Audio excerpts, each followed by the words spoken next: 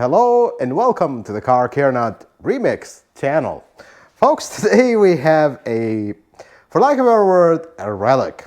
It's a 2009 Dodge Caliber.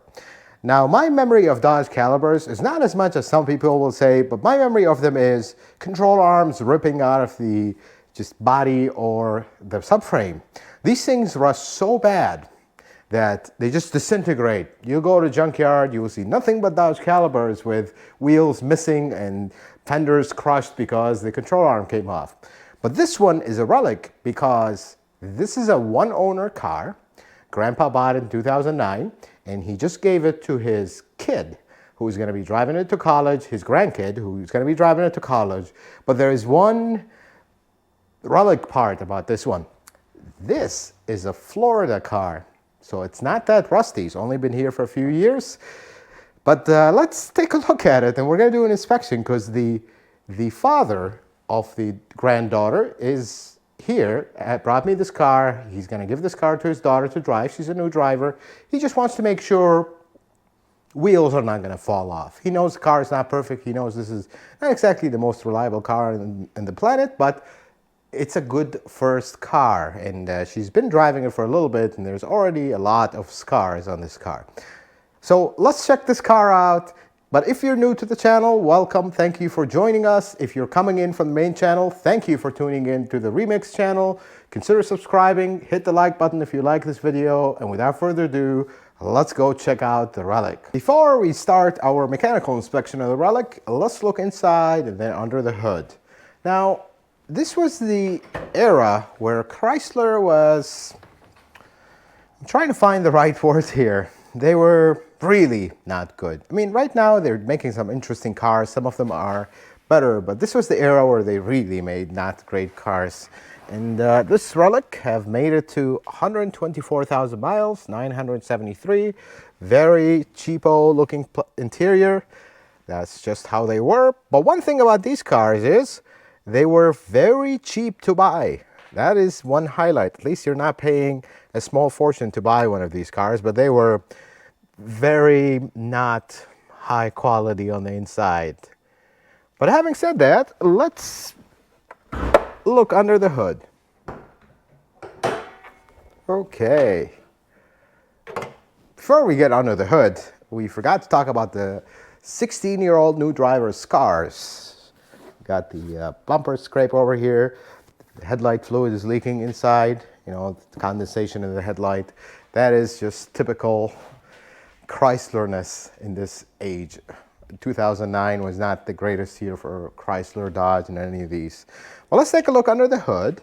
This is a 2-liter 4-cylinder engine with plastic everything. Plastic valve cover. Very crammed here. It's actually a very small engine, and the car is not too small, but everything is crammed over here, and then you have all this space. Just beautiful engineering. But looking around, Chryslers were always known for coolant leaks and just leaks.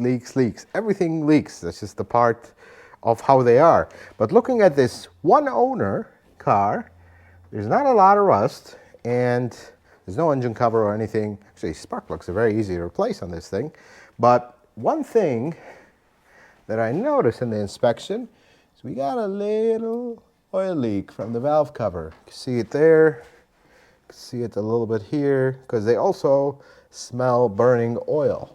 So right there it's leaking right on the exhaust. That's why you smell the burning oil. So looks like a very, very simple valve cover to replace. So that's one thing that we're going to need to address. Power steering fluid. Looks good. Coolant looks good. I mean, I don't see, other than the valve cover, I don't see anything big standing out. Here's the engine computer right here. And that's really about it. The battery is right here. Of course, you need to have a cover on top of the battery. Chrysler, which is an overcomplicated thing. Well, here's the battery. It's a replacement battery. I always like to check terminals if they're loose, which they are not. Let's install this overcomplicated thing back.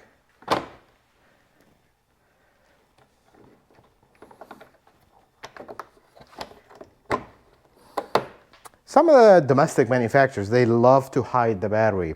Don't know why. I mean, just leave the battery there so everybody can access it easier, but that's how they do things. Let's lift this thing up and we'll take a look underneath it.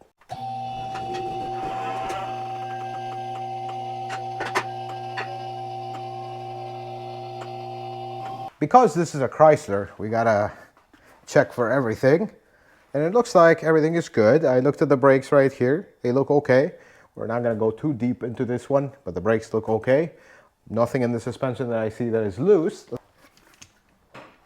Looks good. I don't see anything loose with the suspension. I mean, if you look at the rust levels for 3 years in the rust belt, we do have a little bit of rust on these struts. Usually these struts are long gone by now, but this is actually not bad at all. Look at the body.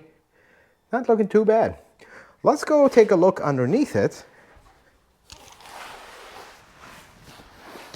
And looking here, doesn't look too bad. Not too rusty. Underneath the engine, surprise, surprise. It's not full of oil. That is very shocking. I told you this was going to be a relic. But I mean, 3 years here, and look how bad this thing is already rusting. I mean, this is structural right here. It's already rotting away a little bit. We move further underneath the engine. This is the oil trickling down from the valve cover. That's really about it. Transmission is dry. That's a surprise. Well, good for you, Chrysler. Can't make a car that doesn't leak. This control arm looks like it's been replaced. You can see how shiny it is. I know you see salt on it, but it's actually pretty clean. Look at the subframe. That's not very, that's already started. And look here, this is like getting really nasty in 3 years. These things rust super bad, folks. And if you look underneath it, you have just open welds right here. And these just channel salt inside, and it just gets really ugly. And there's absolutely not a single cover underneath this car. It's all open. Open season. These are, I don't know if you can tell by now, these are not the greatest cars to buy, honestly. This one is not too bad, but this is a Florida car. If you live in the Rust Belt, avoid this car by all means. And the last thing on this car when I drove it was a noise from the back. I think it's a wheel bearing. Let's listen to it. Yeah, that wheel bearing is screaming. This thing is gonna need a wheel bearing as well. And one other thing, this is really hard to show. We have movement in the wheel. There are the upper control arms. These upper control arms right there. This bushing right there is torn, actually on both sides. Has a lot of play, and that's going to need to be addressed alongside the wheel bearing. So this is the Dodge Caliber, the relic, I'm going to call it. Folks, these are not good cars. They have transmission problems. The engines are not exactly the greatest. This is what I'm going to consider here a pristine example. That's how a pristine example looks like. They rust so bad, and their prices drop so low, especially in my area, in the Chicago area, because of rust. You can pick them up for nothing. And you look at it, it has lower miles, less than 100,000 miles, and you're like, man, how bad can it be? I mean, it's very cheap. Let's just buy it. There is a reason for that. These are just not good cars. They fall apart. Every single Caliber that I have laid my eyes on underneath, I'm afraid to lift them. And this one, I actually had reservations to lift it until I looked underneath it. And I was like, am I mistaken here? Why is this thing not all rotten? It's because it's a Florida car.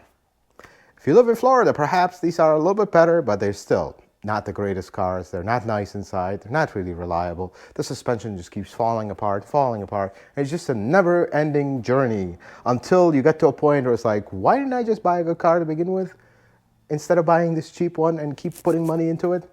Be careful with these. Not good cars, folks. That's the God-honest truth. Folks, I hope this video is helpful and informative, and sorry for the negativity about this car, but it's just the truth has to be said. Chrysler and Dodge have significantly improved lately, but I would say one thing. They don't make good small cars. They make really good trucks, really good SUVs. not small cars. And you notice they're slowly dropping them as they go because they're really not good cars. They make great trucks though. Folks, I hope this video was helpful and informative. I hope you learned something new. If you like it, consider giving it a thumbs up. If you're not a subscriber, consider subscribing to the channel. Check out some of my other videos. And until the next video, folks, may the Lord bless you and keep you, and you have yourself a wonderful day.